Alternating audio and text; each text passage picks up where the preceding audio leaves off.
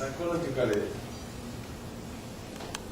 when our parents do then have those arranged marriages, they had also one concept, and that love is not at the first sight, it develops.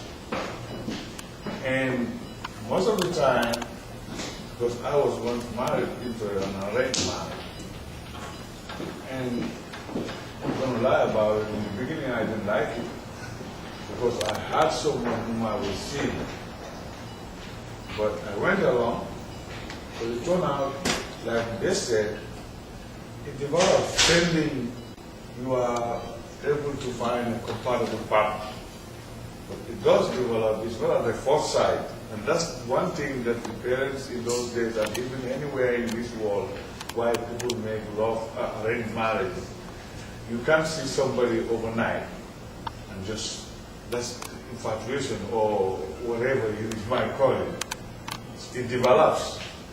And in most cases, it has its advantages and disadvantages. Like this man said, okay, going outside your caste, as we have in back home in Africa, low caste and these cultural things, that's another thing. But marrying somebody as a cousin or a family member is to preserve the culture within the family and the wealth, including power, because money wasn't anything in those days. A leader of a household who has 100 or 200 people behind him is compared to the king in that area. What he says, talk. When you have 100 nephews or 200 cousins there, you are somebody. These are some factors, a lot of factors that these arranged marriage were based on. A lot. Okay. I just heard someone is saying, so brother provided the same last name. What he's saying is very important. I said if you can refer from my speech that some people say you can develop love. Right? I mentioned it. Yes. Do you believe in gambling? No, I don't gamble. That's it. If you don't gamble, this is the key. Your chance of having your love develop is like twisting a coin. Because what if you're not compatible? What if you don't develop to love the person? And another thing I was telling you that yes, the reason why things like that happens close doors to say that you must have like you're gonna love this person, things gonna go great. Guess what?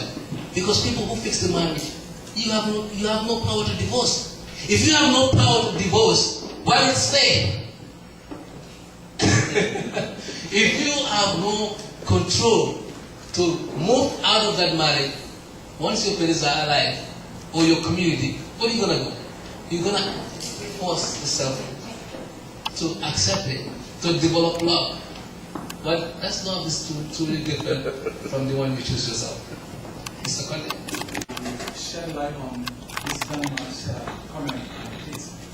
Now, the problem that most of the Africans in diaspora are facing, especially those back home, is what is called the tradition. You found the tradition that the cornerstone laid down there. Nobody dares to move it. Now, even in the advanced countries, that's why we have the researchers, we have the studies over and over again. You do one thing on one angle and you find that it's not beneficial to you or the generation coming next. Why don't you take the chance and change it? That's the problem in Africa. Like the gentleman mentioned that we found our brothers or our forefathers to sustain the marriage within the family, even if let's say my brother died, it's my older brother or younger brother who's going to inherit my life. Yeah. Now, if there is no love, it's not going to work. The most important thing is that the advantages of arranged marriage are kind of like very minimal compared to the advantages. So we cannot just lay down and say we found people doing it. So let us not break that lineage or that bond. That's the problem with Africa nowadays. Now we found that arranged marriage, most of the time, to be quite honest to ourselves, it doesn't work at all. the disadvantages outnumbered, way outnumbered the advantages. Most of the only advantage is like to maintain the family lineage or to sustain the wealth within a certain clan or a certain, like surname or tradition. But then the disadvantages, they tend to overshadow or tend to neglect that. That is why they have so much abusive.